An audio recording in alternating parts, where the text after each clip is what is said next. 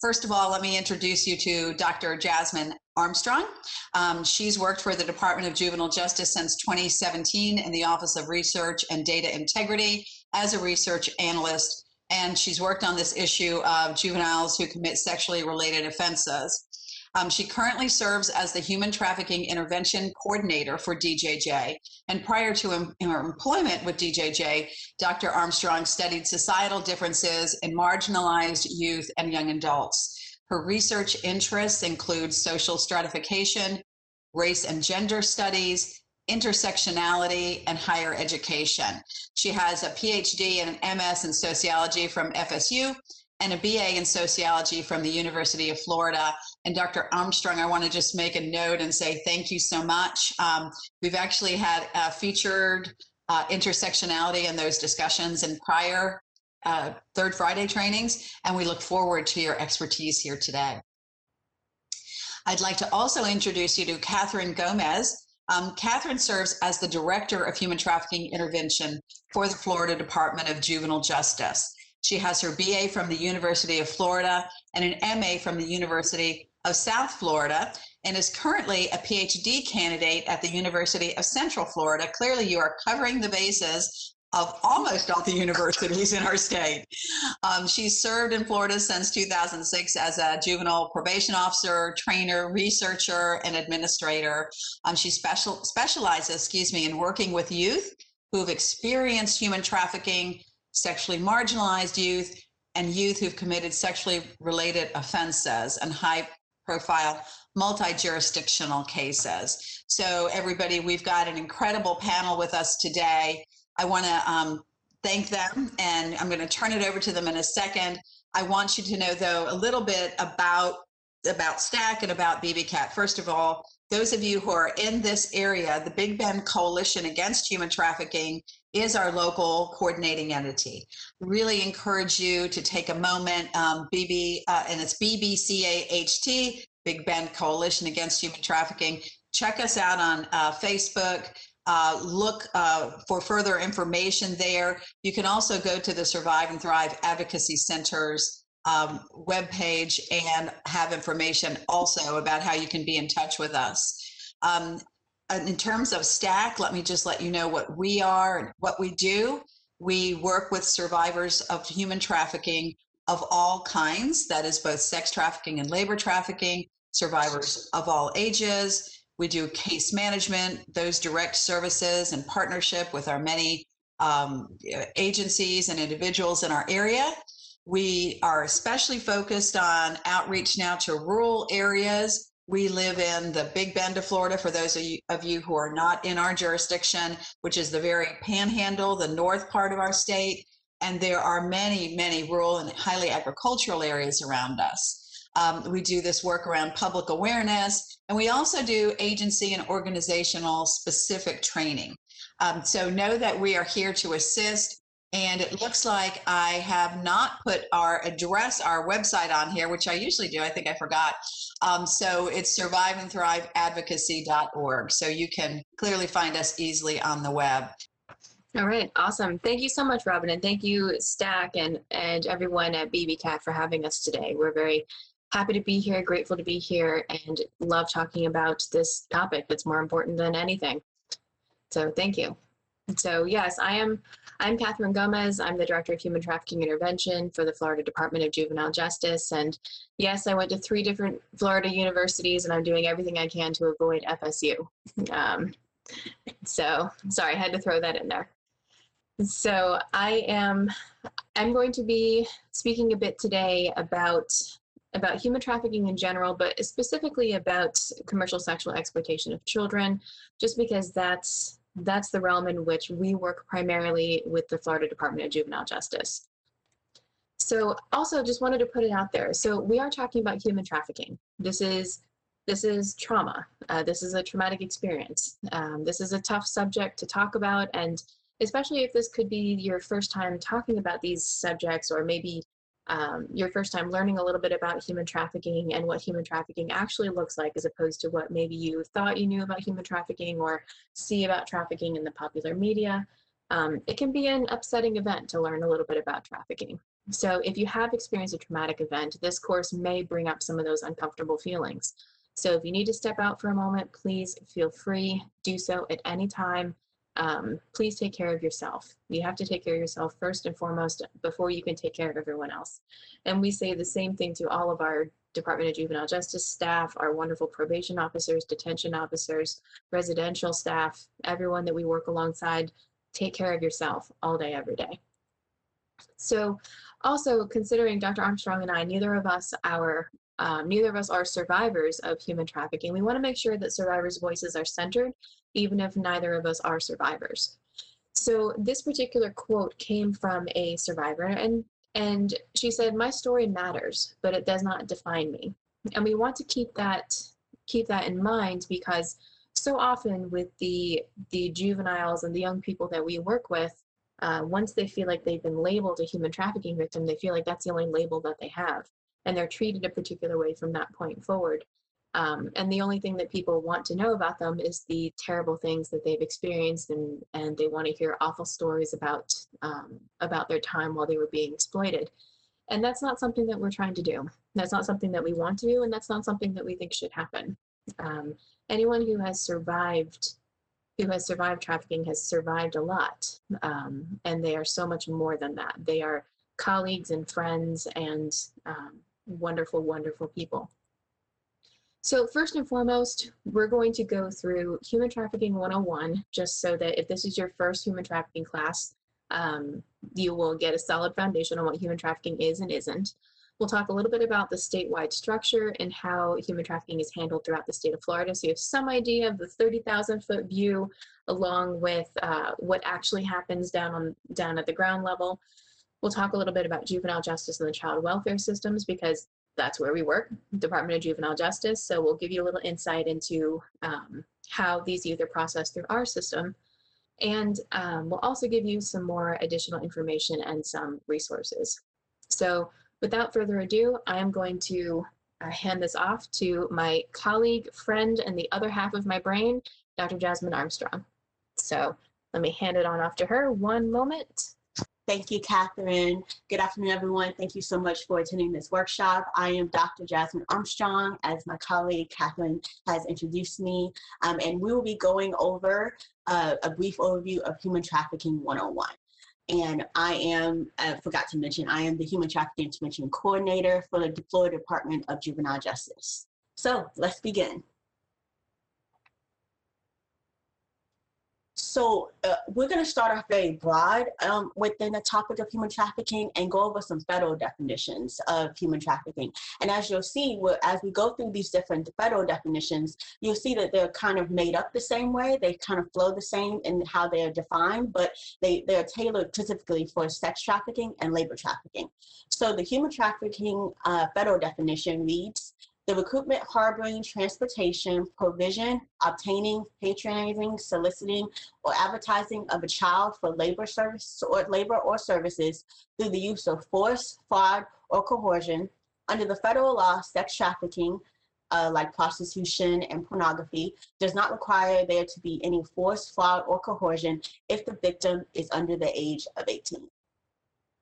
Breaking it down to the labor trafficking federal definition, you'll see that it's pretty much set up the same way, but it's tailored for a person, obtaining a person for labor or services through the use of force, fraud, or coercion for the purpose of substitution to involuntary servitude, peonage, debt bondage, or slavery.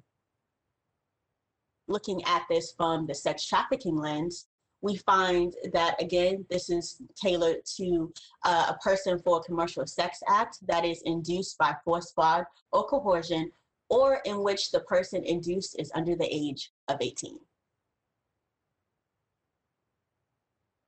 Within the sex trafficking, under the umbrella of sex trafficking, we have the commercial sexual exploitation of children, or CSEC, as we like to call it at Florida Department of Juvenile Justice. We love our acronyms, so please, you're going to see a lot of them in this presentation.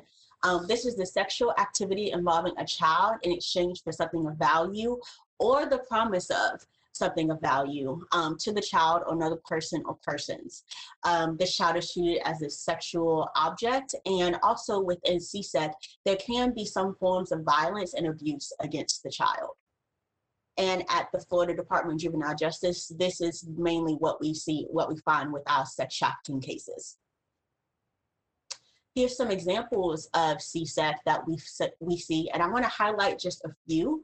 I want to highlight the pornography, and this just doesn't include just the high performance Hollywood pornography, but also the amateur pornography. And we find that especially, and I'm going to highlight another one, the internet-based exploitation. We find as this technology is expanding and becoming more and more of a sure thing for a lot of people, we find that pornography has transitioned into the online space, and the internet exploitation is very common now. I also want to highlight the interfamilial exploitation, or some of us like to call it parental exploitation, parental trafficking. This is a big trend in Florida right now, where we find a lot of our cases that we see at the Florida Department of Juvenile Justice have some form of parental trafficking or interfamilial exploitation. Related to sex trafficking, we may find that a lot of people just assume that trafficking is an international crime, which it is. We do see a lot of cases that involve international people. However, for us at the Florida Department of Juvenile Justice, a lot of the youth that come through our system that we find that are involved in trafficking are considered domestic minor sex trafficking. And this is under the umbrella of CSEC, and this is basically a minor or person that is trafficked within the United States, within the state of Florida, within their county, within their area, within their circuit. Someone that is trafficked locally rather than internationally across country lines. And here is some examples of the DMST, the domestic minor sex trafficking. And you'll find actually one of these involves parental trafficking or interfamilial trafficking. Actually, two of them, a father trading sex with his underage daughter for drugs, and also a mother allowing her landlord to have sex with her child as rent payment. Again, these are some examples, loose examples, but we do find that we have these cases of different youth that come to us that may be involved in trafficking. So to bring it to a visual standpoint, we have this graph here that has human trafficking as the big umbrella term. Under there, you have sex trafficking and labor trafficking. Within sex trafficking, you have the commercial sexual trafficking of adults, and then the commercial sexual exploitation of children, or CSEC. This is what we deal with. And under CSEC, you have domestic minor sex trafficking, or DMST. Now, within human trafficking, there is a flow, a process that happens, a relationship, if you will, that is being built within the trafficking situation. And for us, Stack has talked a lot about this, so we'll just highlight this for just this means, but there's a process, means, and an end. And within there, the process, you have recruitment. Within the means, you see the force, fraud, or coercion that is taking place. And the end is them being trafficked, them being involved in commercial sexual work, or them being involved in labor trafficking, or also involuntary servitude. Now, within the conversation of human trafficking, a lot of you may have questions about whether there's a difference between human trafficking and human smuggling, and there is actually a big difference. Related to human smuggling, it's more so a crime against borders, meaning a crime against the United States borders, state borders, county borders, city borders, international waters, if you will. Whereas trafficking is more on an individual level, a relationship that takes place, and an exchange in that relationship. We find that trafficking does not really have to include smuggling. However, smuggling can include some trafficking. An example that we like to give is someone who wants to be smuggled into the United States. They may pay someone some money to get them into the United States, and once that person helps them across the US borders, then that person turns to them who helped smuggle them into the United States. will say, okay, I've gotten you here. Now you have to do something for me. I've paid your way through. I've given you food, shelter. Now you need to actually provide this certain labor or do this sexual act in order to pay me back. And I will decide when your debt is paid. So that is where we find the trafficking is taking place. And trafficking does not require physical force, abuse, or restraint. However, we do find that a lot of traffickers use psychological manipulation and or abuse to control their victims. And we find that this could be actually more deadly than physical force. So within trafficking, we also see many people ask, you know, when we come across certain traffickers, they consider themselves as businessmen and women, business people. It's a business at the end of the day. It's all about the bottom line, the dollar. But how much could we estimate trafficking is? So this is from the International Labor Office. This is an estimated number of $150 billion per year. And this is estimated because even though we started to become more aware of trafficking, it's still a very much an unknown underground resource and action that's taking place. So all we really can see is an estimate, and in my opinion, this is a very high number estimation, in my opinion, because not only is it taking place within the United States, but it's a global issue, a social issue that we are just beginning to hit the surface on.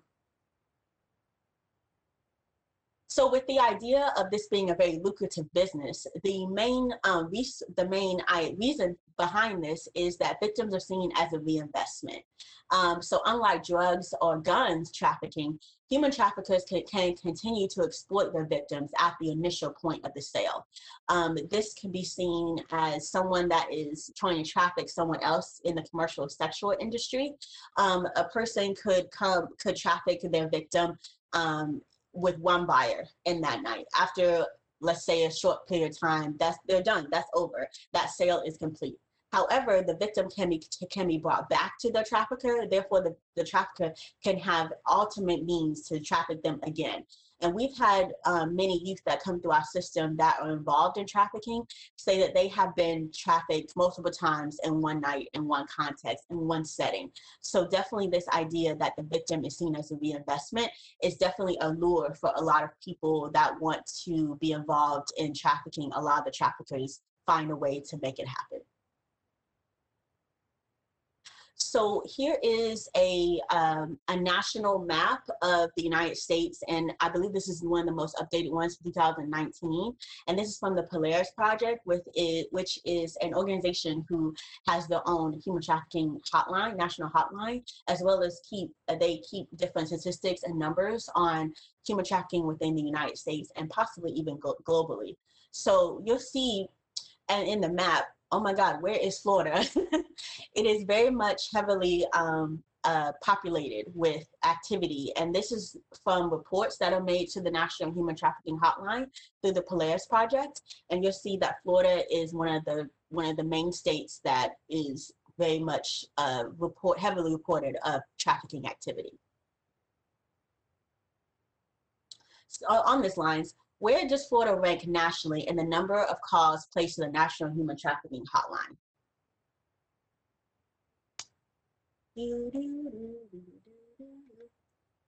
So actually, Florida ranks number 3. Yes, we're number 3, everyone. Awesome. I knew we could do it. This is such a proud moment for everyone. All these Floridians here. We are ranked number 3, third nationally in the number of calls placed to the National Human Trafficking Hotline. And some of you may wonder, wow, we're number 3, and how is that possible? And oh my gosh, what other states are above us? Well, let me answer those few questions right now real quick. We are number 3, and number 2 is California, and number 1 is Texas. And fun fact for everyone, we normally usually stay within the top third states in the last few years of calls made to the National Human Trafficking Hotline. Florida does, Texas, and California, but we tend to shift in the numbers made depending on the year. So, but it's definitely for this year, 2018-19, it is Texas, California, and then Florida. And some of the reasons why Florida is ranked number 3 is due to us not being also a big state in itself, a touristy state in itself, but that we're one of the few coastal states in the United States, meaning that we are on the coastline, we're on the border of the United States. We have some of the larger main touristy cities like Miami, Orlando, Tampa. We have a lot of main international airports, as well as our ports within just the ports, seaports. So we're ranked number 3.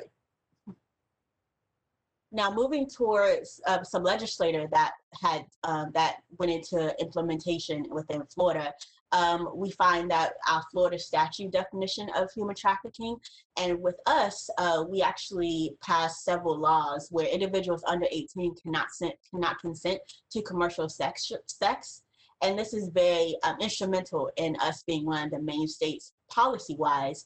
That is one of the bigger states that has different policies related to human trafficking. That's definitely not really seen in other states.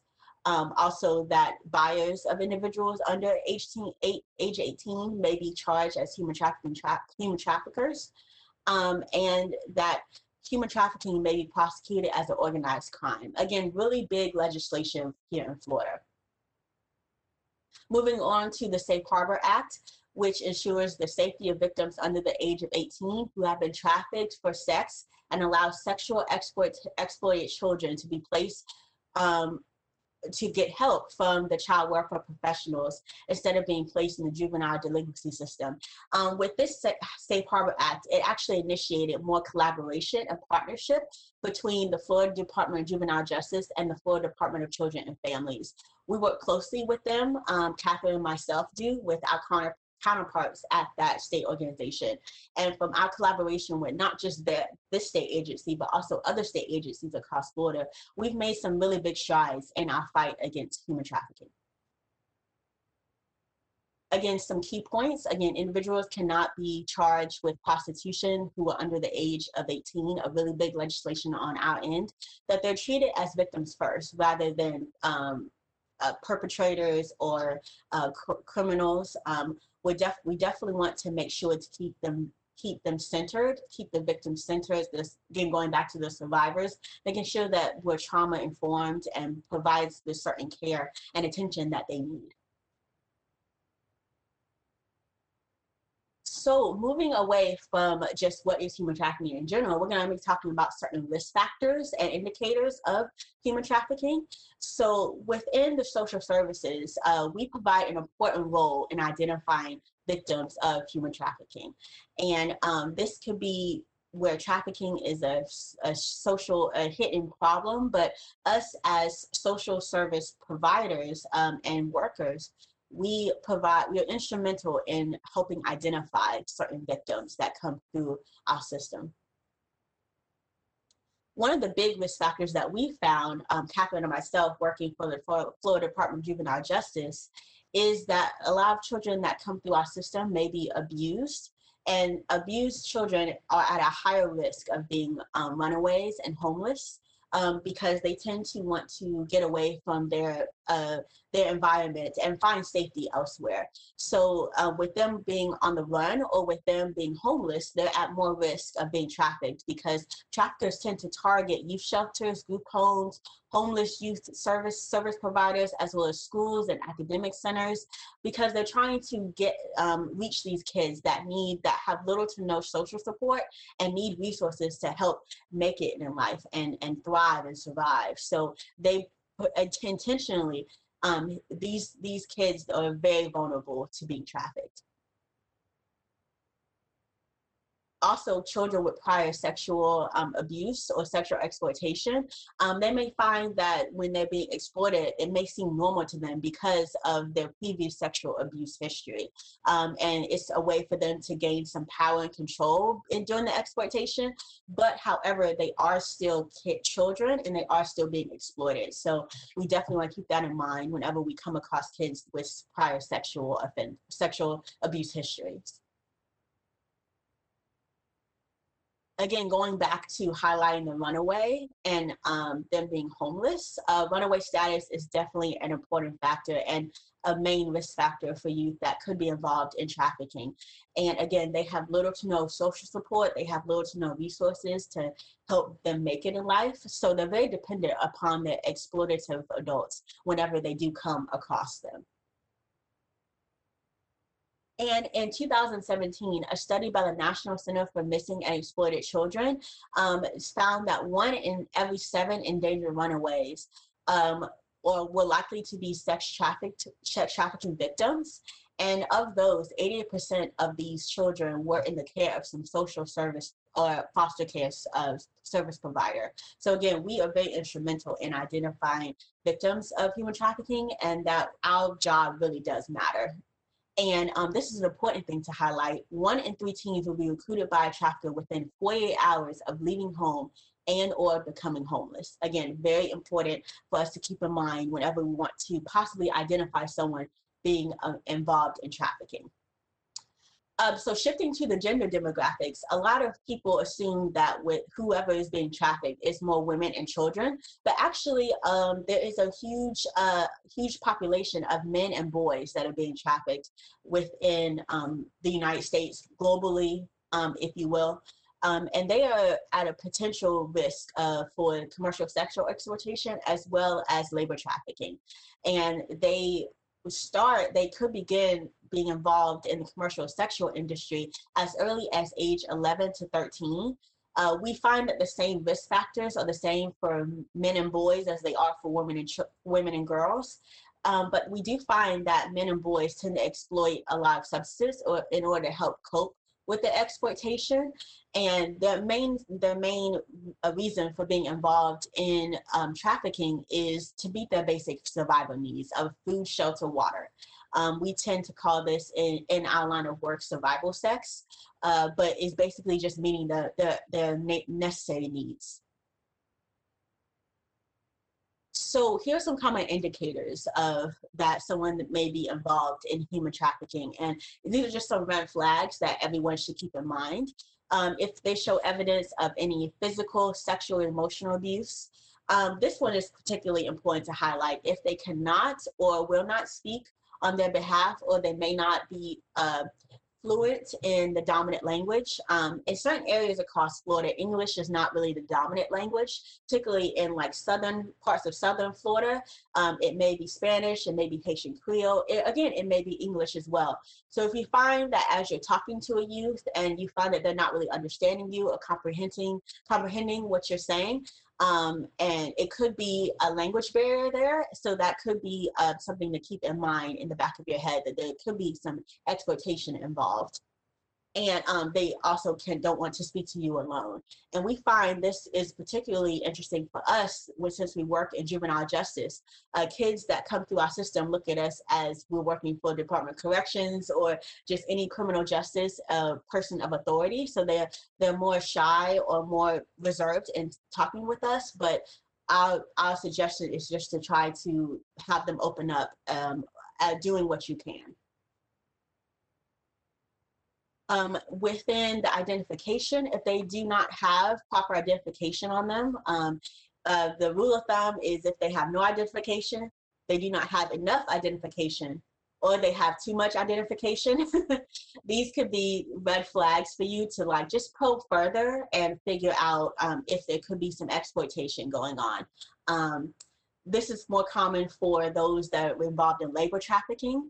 Also, if they work long hours, if they live in the same place that they work. Again, this could not be labor trafficking, but it's also it could be a concern for you as you're talking with the youth or observing them.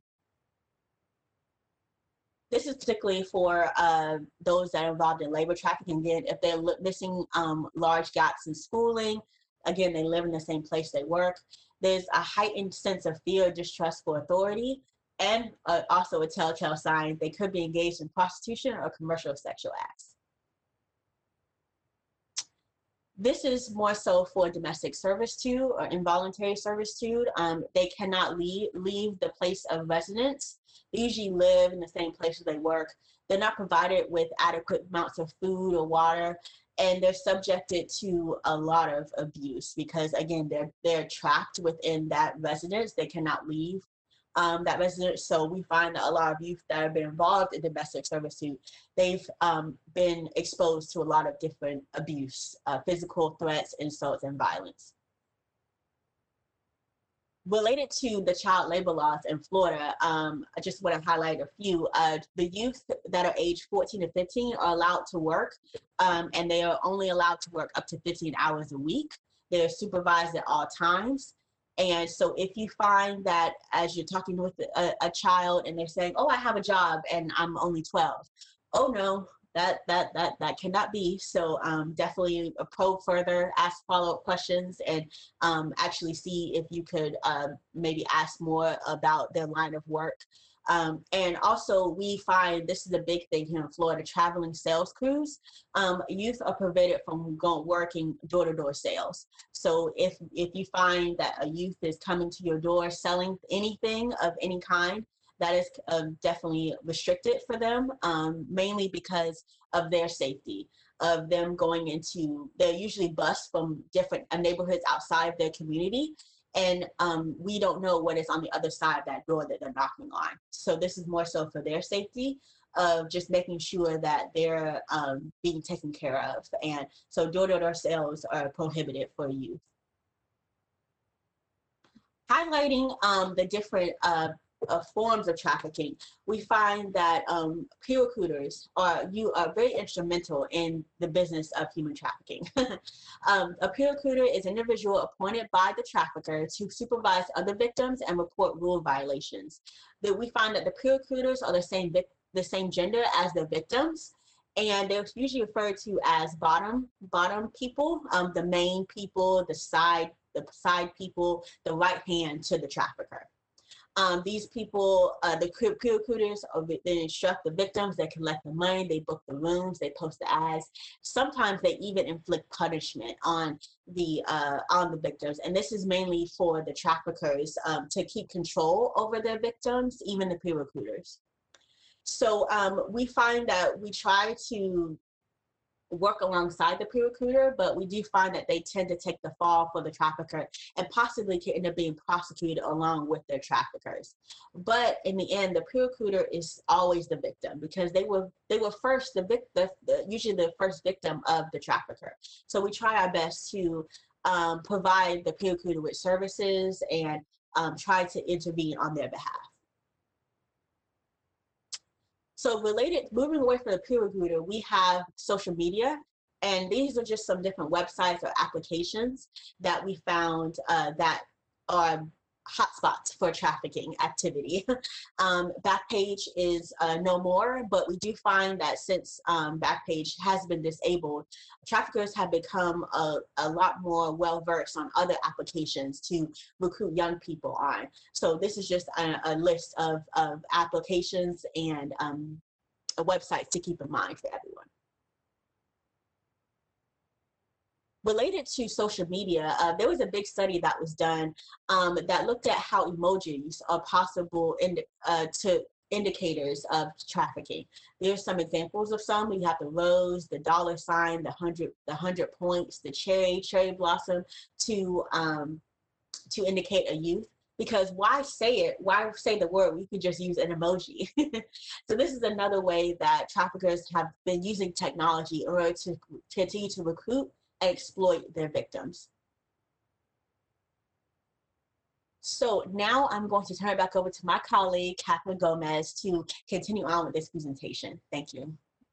All right, awesome. Thank you, Dr. Armstrong. I really appreciate that. That took us through all the basics, everything we need to know so that we can all go out there and go fight some trafficking.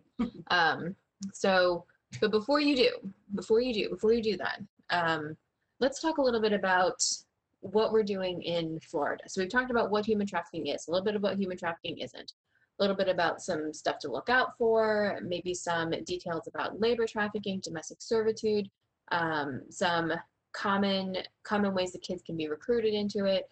What are peer recruiters? Who are they? And at the end of the day, the key of all of this is that the kids who are involved in trafficking, the kids who are involved in exploitation, are victims.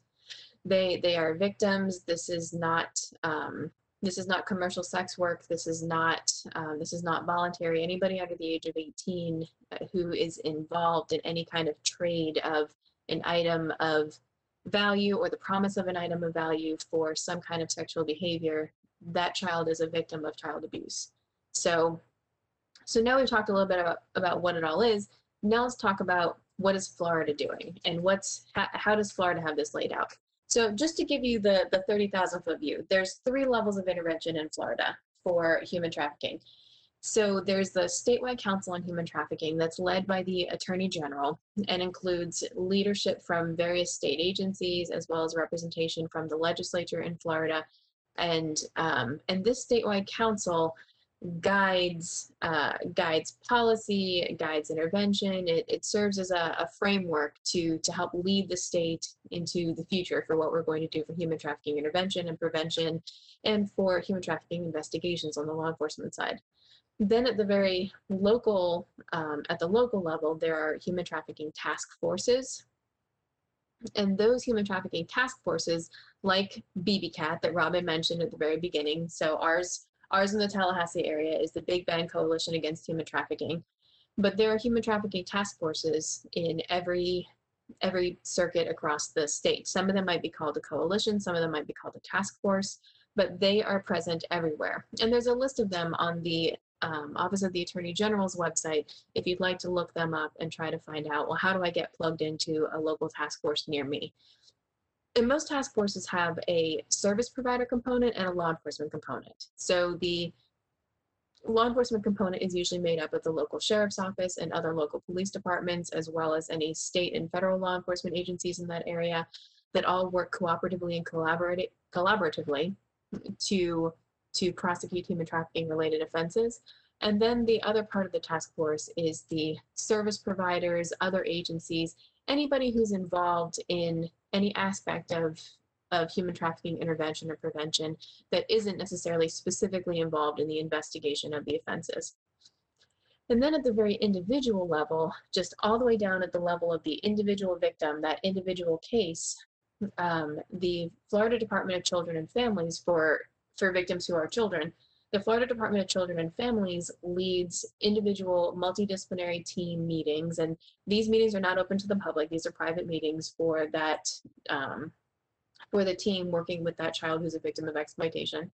And they plan out what type of services are needed for this youth, how can they be safely maintained at home, do they need to be placed in some other kind of care setting at that point, what exactly do we need to do?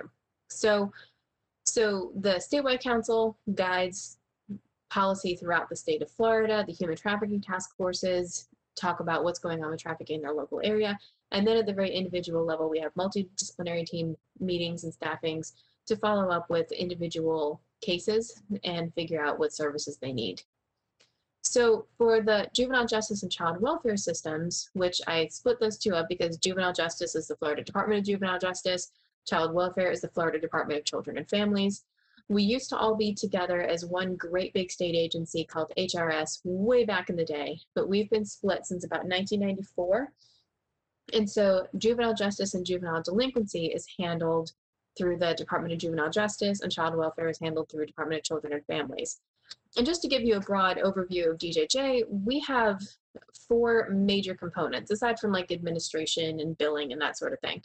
We have prevention services, which is a massive network of contracts for all kinds of different services in the local area to try and keep kids from getting involved in the juvenile justice system at all. And also under the umbrella of prevention services are local civil citation programs. And every area in the state of Florida has some kind of a civil citation program so that a local law enforcement officer can attempt to work with the youth right then and there on the street in the neighborhood and not bring that kid into the juvenile justice system. We also have detention services if there are kids who are taken into custody who need to be detained for very short periods of time, sometimes as little as a day, sometimes a couple of weeks at a time, but they're for very short-term settings.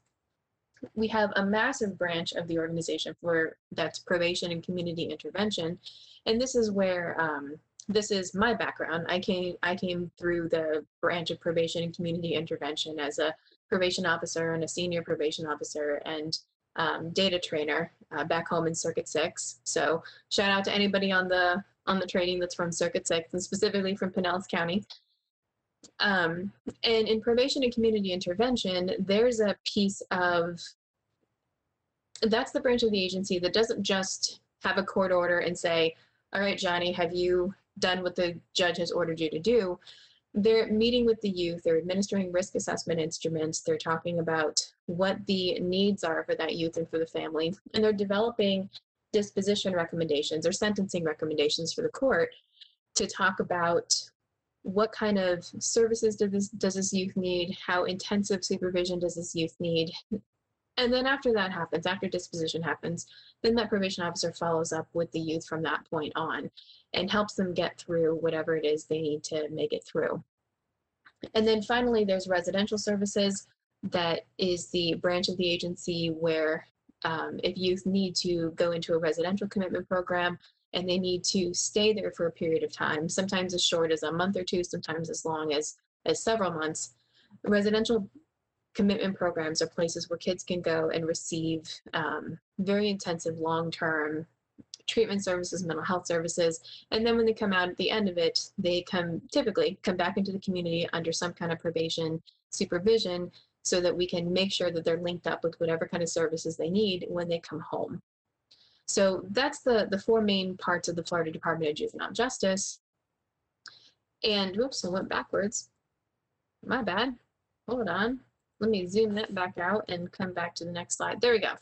So the entire Florida Department of Juvenile Justice is designed to increase and decrease the severity of sanctions based on what that youth needs. What are their risks? What are their needs? All of our systems are based on the risk needs responsivity model. So if a youth is lower risk to reoffend and they don't have very many needs, we're not going to recommend very intensive services for that youth. But if that youth's risk to reoffend is increasing over time and their behavior is decompensating, their risk is increasing, maybe they're more and more involved with the juvenile justice system, then we step up the different types of supervision that are needed.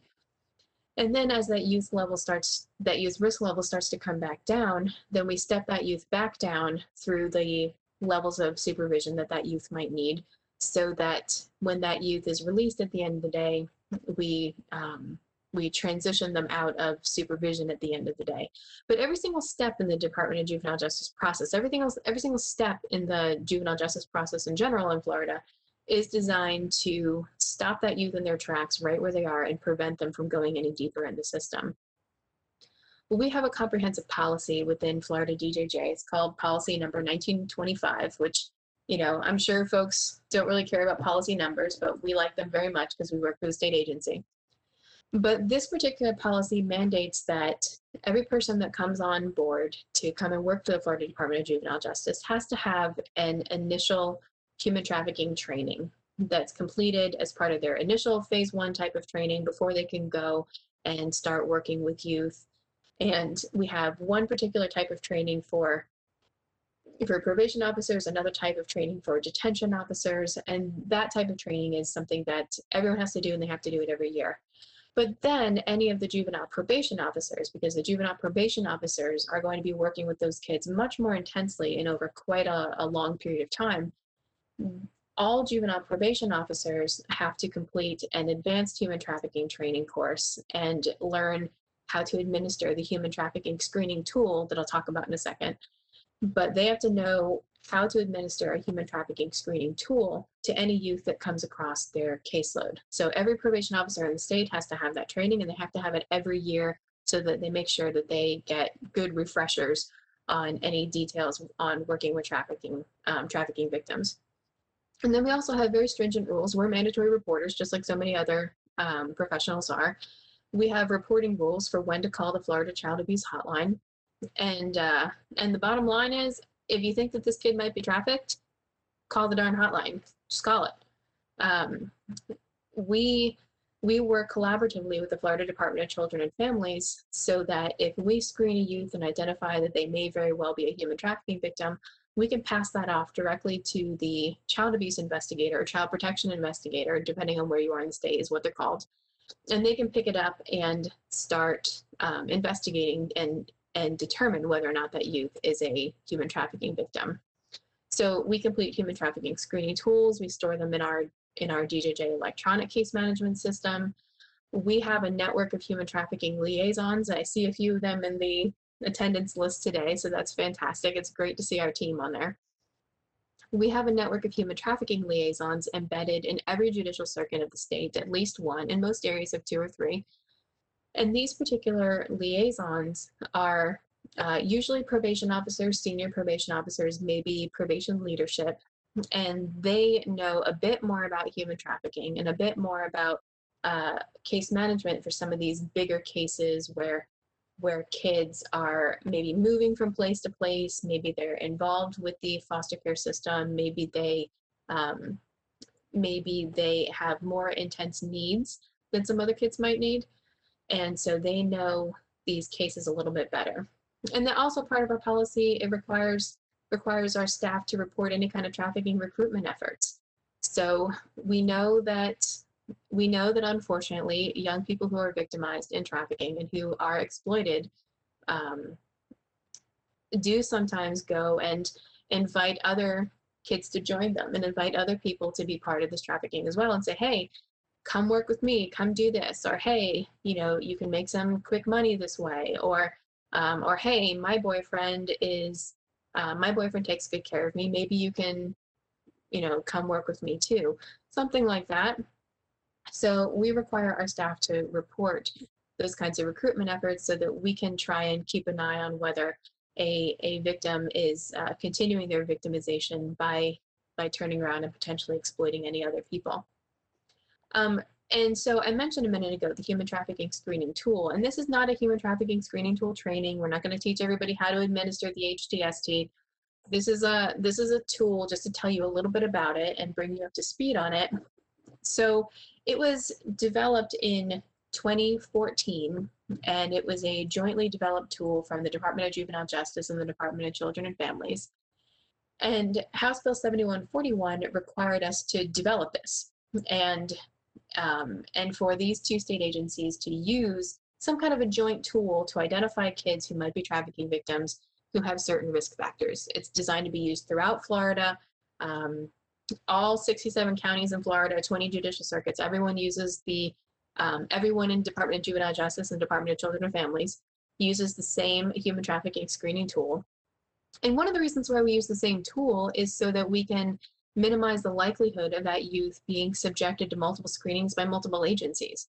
So if a juvenile assessment center screener, like one of our staff, a DJJ assessment center screener at 3 o'clock in the morning, screens a youth that's presented in front of her as part of an arrest, and they conduct a in-depth interview with that youth and ascertain that this youth may very well be a victim of human trafficking, but they're not sure, but they think maybe, and they make a call to the Florida Child Abuse Hotline, which, in case anybody doesn't know what it is, 1-800-96-ABUSE. The Florida Child Abuse Hotline, if they make that call, the Child Abuse Hotline will assign a child protection investigator to that youth and will get a copy of that human trafficking screening tool so they can use that as their jumping off point. They have some information from us already. It's in a format that they understand because they use the same tool, and they can go and they can do that child abuse investigation and figure and start, you don't have to start from scratch. So DJJ uses it, DCF uses it, some of the service providers that are contracted by DJJ also uses the HTST. And we use it to better identify victims, inform our service development, inform our treatment recommendations, and quite frankly, enhance data collection. Because just like anything else that's out there, if you don't know how many kids you have or you don't know what the risk factors are, if you don't measure it, you can't manage it. And if you don't measure it and you don't collect data, you can't study it. And if you can't study it, then you'll never be able to improve your delivery of services. So we collect a lot of data on human trafficking victims, both from the human trafficking screening tool, as well as other data collection efforts from DJJ in general. So we piloted it in 2014. We tried it out in Broward, Miami, and Orlando. We found we really needed a screening tool because only 6% of the kids would tell us that they were a human trafficking victim. So we had to figure out another way to get them to talk to us and to figure out, well, maybe you're not going to answer the question, are you a human trafficking victim, yes or no? Maybe they're not going to answer that question, or maybe they're going to say, no, of course not. But if you ask them some questions that have more to do with what human trafficking is and what it looks like, we might be able to get them to talk a little bit more about their exploitation and their victimization. So the final HTST was implemented in 2015 across Florida, and it has a few major sections, instructions, triggers, like why would you maybe need to do a human trafficking screening tool on this kid? We cover background info, demographic info, personal background, living conditions, work information, leaving or running away, any kind of sexual exploitation, parent guardian information. We do a parent guardian interview as well. And then we have some post-screening assessment questions where the person who did the interview stops and looks back through their information and records and makes a few judgments on whether they think that youth might be a trafficking victim or not. It covers both commercial sexual exploitation of children, so CSEC. It covers both CSEC and labor trafficking. It's designed to be used for both male and female youth. And it's done through a structured interview, so a guided interview between the screener and that child. And it's also designed to gather some collateral information. So there's a parent guardian interview along with it. There's some secondary information that can be gathered from other record sources as part of that conversation. But that's all that goes into the human trafficking screening tool. And if anyone has more questions about the human trafficking screening tool in general, please feel free. Our contact info will be at the very end of this. Please feel free to give us a call, and we'll be happy to talk to you about it.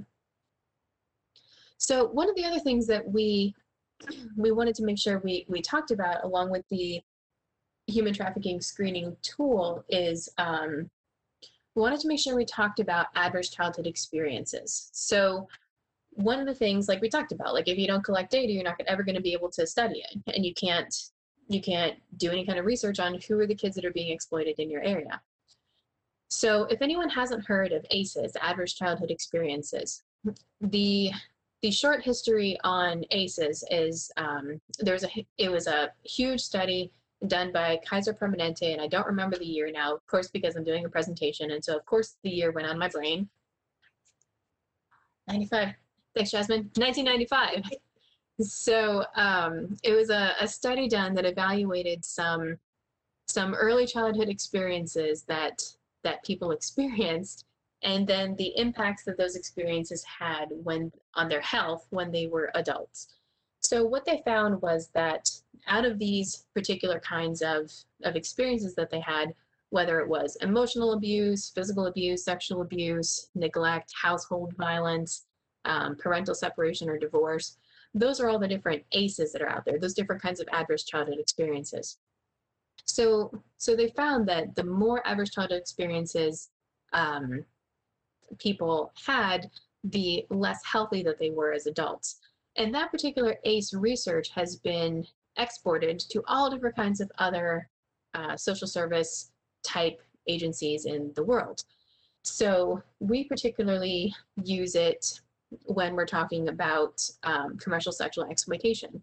So this particular graph, this is a pretty neat study from 2015 that was done on a sample of DJJ involved youth.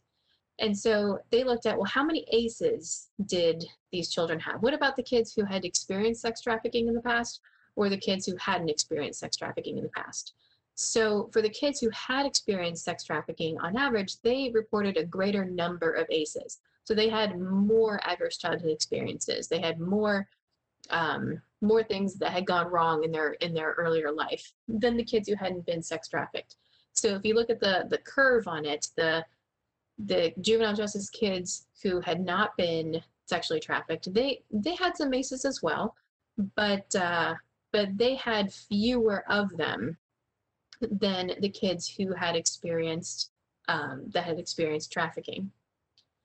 So along with it, we said, okay, well, so if the kids who have been trafficked have more ACEs, all right, what kinds of ACEs do they have?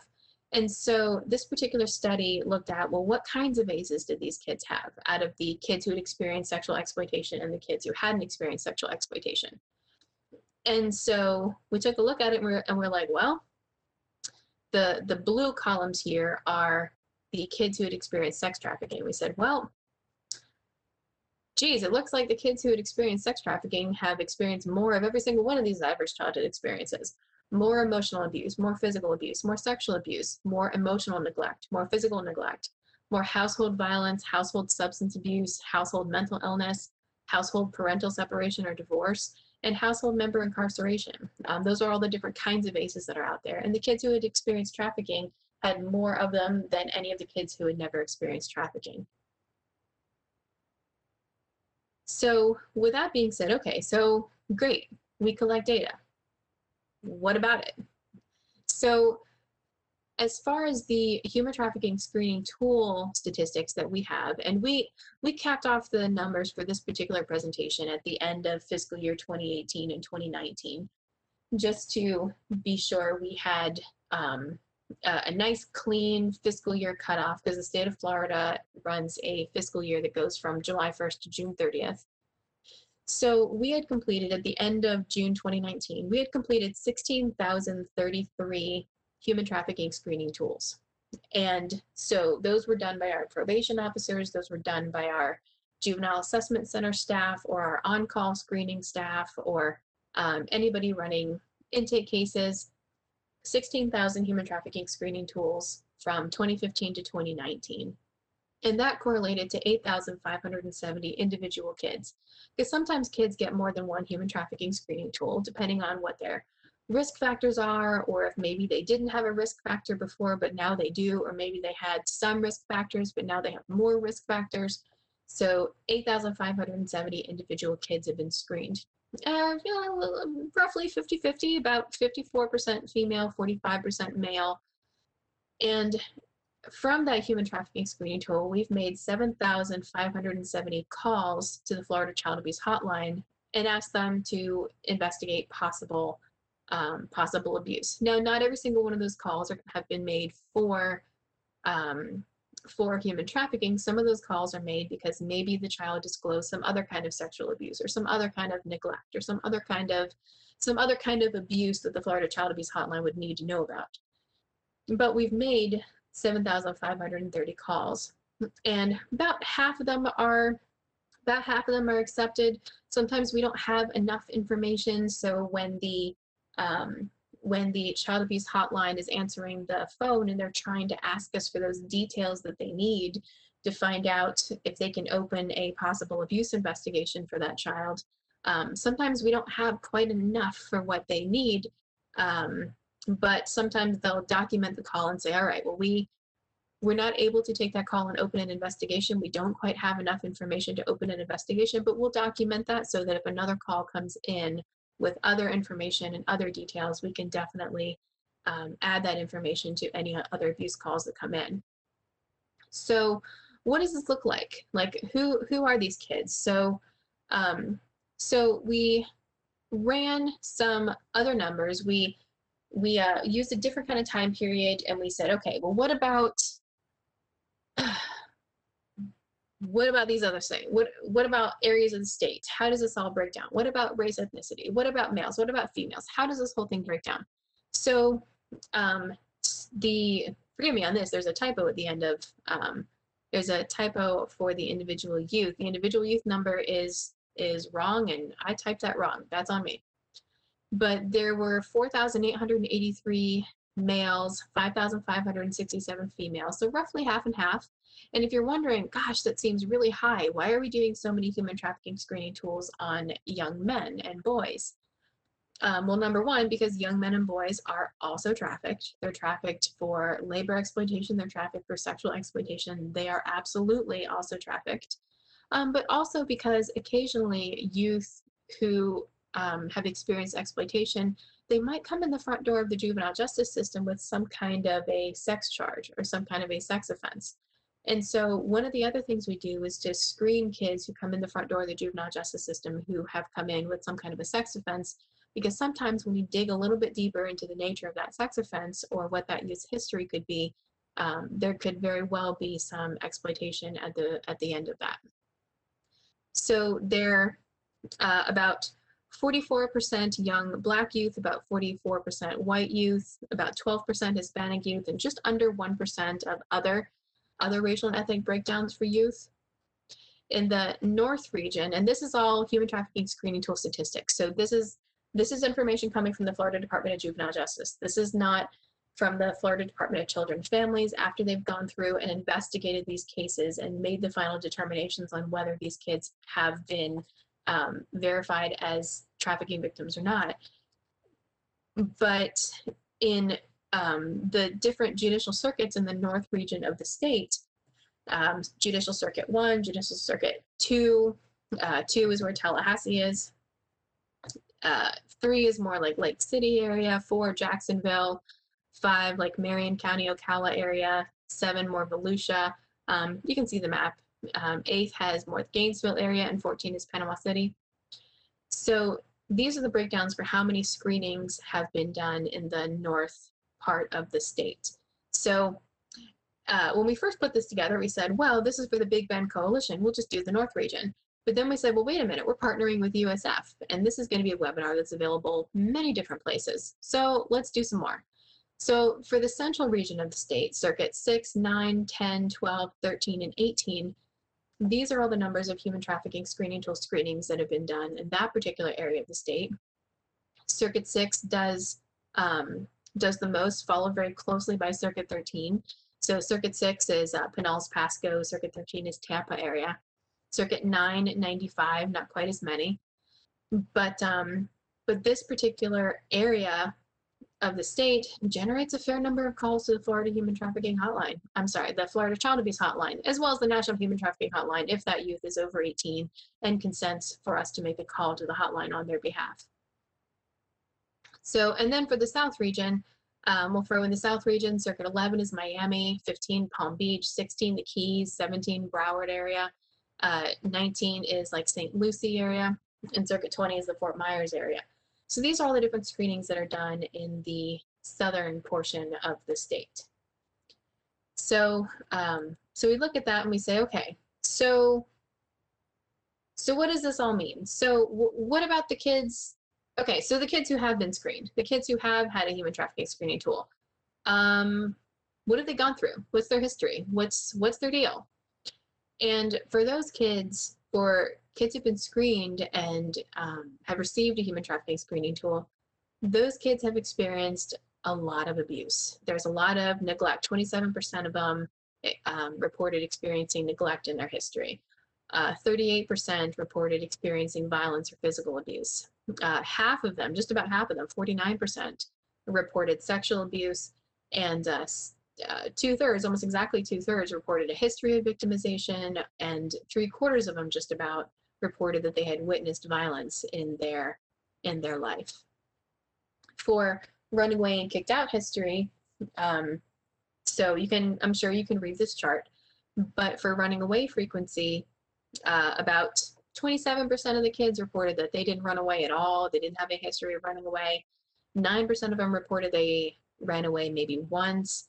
12% reported 2 or 3 times. 14% reported they had run away 4 to 5 times. But 38% of the kids who were screened with the human trafficking screening tool had a runaway history of more than 5 times. And that goes back to what Dr. Armstrong was talking about earlier, where she talked about kids who have who've been kicked out or who run away or have been thrown away. Like if you have like kids who maybe can't come home for one reason or another, those kids are very vulnerable to exploitation of all sorts. When we talk about out-of-home placements by courts or DCF, so this could be kids who had to be removed from their home for one reason or another. For no out-of-home placements from the kids who were screened for HTST, there were 64% that didn't report any out-of-home placements exceeding 30 days. So there can be plenty of out-of-home placements that are only for a very short period of time, but we put a cutoff on that at exceeding 30 days. 20% of them reported that they had been placed out of home for a longer period of time once, 7% talked about 2 out-of-home placements, and 9% talked about 3 or more. So that's just a really quick snapshot of like, who are these kids? Who are these kids? What are some common issues that they have, some common history that they record? There's much more of that information. There's much more where that comes from, just because we administer so many types of assessments and screening tools for the kids that come through the Department of Juvenile Justice system. So we talked about our human trafficking liaisons a little bit. We have a whole branch of them, at least 22, and I think we just added another couple. They track the trafficking cases in their local area. They keep the DJJ system stakeholders aware of any DCF abuse investigations, or if maybe a probation officer isn't aware of what an outcome was, or if a youth was investigated for trafficking, the human trafficking liaison probably knows what the outcome of that abuse investigation was. They review, they correct any errors in the human trafficking screening tools that are completed statewide. And we send out information to them every single month so that they can double check and correct the HTSDs every single month before a mistake just stays in the system. We like to have really clean data. They participate in any of those local multidisciplinary team staffings that are happening, and they participate in the local human trafficking task forces and coalitions. So if you think back again to that diagram on the different parts of the state, there's the multidisciplinary team staffings for individual kids, there's the local task forces for human trafficking intervention in their local area of the state, and then Dr. Armstrong and I typically participate in the statewide council on human trafficking along with Secretary Marstiller, and keep the rest of the HT liaison team apprised. So for additional information and resources, because I do want to make sure that we save some time for questions and other information that could be useful. Robin mentioned at the very beginning, the Big Bend Coalition Against Human Trafficking is the local human trafficking task force for the Big Bend area of Florida. Survive and Thrive Advocacy Center is a huge partner of the Big Bend Coalition Against Human Trafficking, and they're the co-sponsor of this training today. The Office of the Attorney General has good information on their website about human trafficking and can help point you towards finding your local task force to get involved in your area. And I keep saying your local task force in your local area because there are many different organizations out there that would really like to do good work and help human trafficking victims across the state. And there are so many of them, and there are so many that come up all the time, that sometimes it can be a little bit like herding cats to make sure that we all stay focused on the same kind of goals, working in the same direction, and that we all work together. And if there are new organizations that come about that want to get involved in the human trafficking fight, we're happy to welcome them in. We're happy for them to be part of the larger coalitions. Let's bring you in, welcome you in, and then we can all keep working in the same direction. The Department of Homeland Security has a blue campaign because the Department of Homeland Security focuses more on some of the more federal trafficking investigations, but they have excellent awareness information on their blue campaign on their website.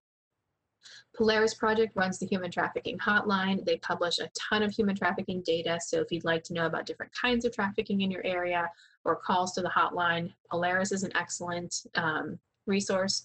Shared Hope International also publishes some incredible information on human trafficking, and specifically on sex trafficking and sex trafficking of children. And the Department of Health and Human Services publishes plenty of good information from a federal level on human trafficking across the state. So again, we will turn it back over to Robin to close us out. If anyone has any questions or would like to get in touch with either Dr. Armstrong or myself, please feel free to reach out. And if you'd like to visit the human trafficking website for the Florida Department of Juvenile Justice, please feel free to visit us at the site listed on your screen. Or I love QR codes. Hold up your camera to the screen, point it at the little squiggly square on the right, and it will take you directly to our website. So again, I thank you so much for being here. Dr. Armstrong and I are very happy to be here. So I will turn it back to Robin to close it out. Catherine and Dr. Armstrong, we had a question or comment from a couple of our law enforcement colleagues on your presentation. And it was kind of triggered by talking about the human trafficking screening tool. One person saying it would be great for law enforcement to be notified as soon as you all suspect, along with your notification to the hotline. Does that happen? And that would be good information to get right away for people on the ground. In fact, Investigator Bascom from TPD here said it would be good to have people calling law enforcement at the same time so they can coordinate and get to it right away. So maybe you can talk a bit about how what DCF does when they get the call. Is law enforcement called right away? Should it be? And is there an avenue for you to be in touch with others in law enforcement so they could find out right away and get to work? Yeah, and that's an excellent question coming from the famous Detective Elizabeth Bascom, I should add, because that is not just Elizabeth Bascom detective, that is one of the lead detectives on the case that Robin mentioned earlier for the huge Operation Stolen Innocence out of Tallahassee. So that is a very worthy question from a very famous investigator. So yes. And in many circumstances across the state, the local law enforcement is called at the same time as the Florida Child Abuse Hotline. In many circumstances that does happen. What we train the probation officers to do is to, number one, call the Florida Child Abuse Hotline, because they may or may not know anything about an alleged perpetrator. They may or may not know anything about how this youth may be exploited. And depending on the circumstances of that youth's exploitation, they may have been exploited in the sense that they may have been forced into criminality of their own as well. And so it can be something that they can be a bit afraid of to call law enforcement, because they recognize that this kid is engaged in whatever behaviors they're engaged in as a part of their exploitation. So when the call goes into the Florida Child Abuse Hotline, it goes into the Florida Child Abuse Hotline, and I'm going to speak a little bit out of turn just because I don't work for the Florida Child Abuse Hotline and I don't investigate child abuse. But what they do is they assign a child protection investigator to the case who follows up and determines, is there a perpetrator that can be named? And like how can the exploitation of this child be investigated, not just with the verification of this child as a victim of exploitation, but who is exploiting this child? And so the Florida child abuse investigator at that point, if law enforcement hasn't already been called at some point or another, the child abuse investigator will involve law enforcement as part of that child abuse investigation at that point. So if they're not already called, they'll be called in at some point to try and figure out who is exploiting that child. Okay, and is the tool done? Talk to us a little bit more about how it's decided to actually do the screening tool with the youth. Sure, there's a few different factors that tell us, hey, it's time to do a human trafficking screening tool. So some of them are pretty obvious ones. If somebody tells us, hey, I think this kid might be a trafficking victim, all right, there we go. We're going to do a screening tool. So if we get that information from school or from law enforcement or a parent or some other community involved person or a medical professional, we'll do a human trafficking screening tool if someone tells us we think this kid might be a trafficking victim. Also, if that youth has any kind of a history in their delinquency history of trafficking related offenses. So Dr. Armstrong mentioned that juveniles cannot be charged with the crime of prostitution, but prior to 2016, juveniles could be charged with the crime of prostitution, and there are still some juveniles out there that are a little bit older juveniles now, but still have older prostitution charges from pre-2016. Or if a youth comes in with a charge that is human trafficking, if they're accused of maybe being a peer recruiter or engaged in exploiting others, then we'll do a human trafficking screening tool. If a kid comes in with any kind of a sex offense or sexually related offense in their history, we'll do a human trafficking screening tool. And if the youth discloses any kind of history of sexual abuse, or if the youth discloses any kind of history of running away a certain number of times, all of those different criteria are reasons that'll trigger a screener to do an HTST. and good old spidey sense. You know, your JPO senses, if something just doesn't quite seem right, go ahead and do that human trafficking screening tool. Have that interview with the kid. Let me ask you too, I remember when the tool was just starting to be used that you found quite a few kids commit masking crimes, that they're not really out there as you're saying, they're not really directly connected to human trafficking. Yep. It might be shoplifting or loitering or those kinds of things. Are you still seeing that come up a lot? We do, and recently we expanded the criteria of delinquency charges. So it used to be like if a kid came in with sex offenses or with a charge of prostitution or a prostitution related offense, we would do a human trafficking screening tool. We've updated that recently and expanded that so that any of those kids that come in with some of those masking charges, or some of those the kids that come in with some of those charges that are frequently associated with trafficking, so maybe an extortion charge, or maybe a false ID to a law enforcement officer, or possession of a fake ID, something like that. Some of those charges that our kids are often charged with, that often have something to do with human trafficking, they'll also result in a human trafficking screening tool, even if it's not a straight up trafficking offense. You know, the other thing that occurs to me, and very often because the cases like the one that broke this week, we think about human trafficking in the sense that here's what happened. Here's somebody who was actually trafficked. But it seems like one of the more important things, or not more important, very important thing to do is to keep kids away from being trafficked, right? To intervene so that they're not trafficked, and to look. Your slides on the ACEs are just to this point so much. So, are you all doing anything around doing some of that prevention work and intervention work so that kids aren't vulnerable to trafficking?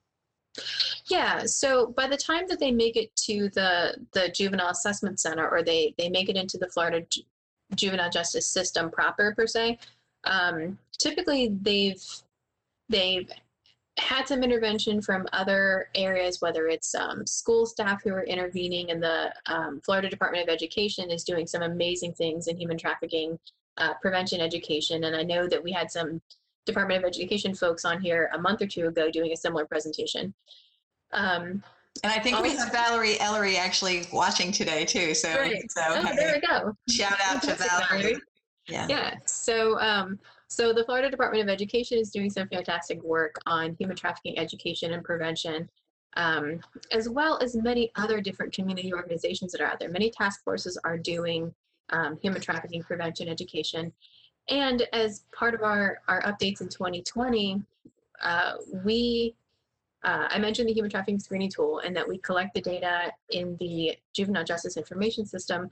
We have the human trafficking screening tool now, just hot off the press. It's now going to be available for DJJ contracted delinquency prevention providers to start doing some human trafficking screening tool and some advanced human trafficking training, so that we can hopefully identify those kids if they're part of a prevention program. So maybe a school for at-risk youth, or maybe a after-school mentoring program. We provide funding for hundreds of prevention programs across the state, and they're now very, very soon going to be able to do human trafficking screening for themselves if they identify a kid that might be a victim. We also have a grant pending that we're hoping that we get funded for, but finances for all kinds of different agencies and programs is always up in the air at the moment. But we have some funding pending for a human trafficking prevention and education curriculum that we would like to use with our kids that are involved with us, starting in the residential commitment programs, just because we'd like them. If they're with us all the way into our residential commitment programs, they've probably gone through a lot in their life before they've made it to us. But at least we can send them back home with some good skills, some good treatment, and some good knowledge on how to build healthy relationships with other individuals, so that they can try and build up their own defenses and be a little bit more aware of how someone might try to recruit them into life when they come out of that commitment program. Absolutely crucial. Yeah. I mean, if we don't start looking upstream, we're not going to make it. So I think that is DJJ considering the schools doing the HTSD as a measure of prevention. Is that something, are you working with the schools on that as part of the prevention? The answer is yes, no, kind of, sorta. For some of the schools that we work very closely with, as far as like schools that are in our local detention center, schools that are in our residential commitment programs, and schools who maybe serve at-risk kids who receive some kind of DJJ funding, that's something that's in conversations. But for the most part, kids who are involved with us in some way, shape, or form are going to have an assigned juvenile probation officer. And that assigned juvenile probation officer is a single point of contact for that kid, no matter what's going on in their life and in their case. And every single juvenile probation officer across the state of Florida is trained in the HTST and gets that training every year. So, and we've got just a couple of minutes, and I've got two questions. Maybe we can get to them both. One is, and it might be related, you can talk about this in a general sense, but the question was, what, if any, advocacy is being done by DJJ in regard to providing needed services for juveniles that are being transferred to criminal court or advocating against such transfers? Mm-hmm. So, yeah. That's an excellent question. Now, for us, we're a state agency that responds when kids are charged with delinquency acts, right? So we are not charging kids with particular violations of law. We do charge kids with violations of probation or other kinds of technical violations of supervision. But we respond to the kids that come through our front door that have been charged by some other law enforcement entity. So we don't necessarily get to pick and choose the kids that have been charged with delinquency offenses simply because we respond to them. But when they do come into the purview of the juvenile justice system, part of what we do with our screening is we make sure that other individuals within the juvenile justice system know that this kid has been identified as a victim, and that they make sure that that youth is linked with community-based service providers wherever they are in the state, and that that information is included in information that goes to the courts and is part of their it's not necessarily specifically part of a disposition recommendation. Like, we're not going to necessarily say that out in open court for everybody to know.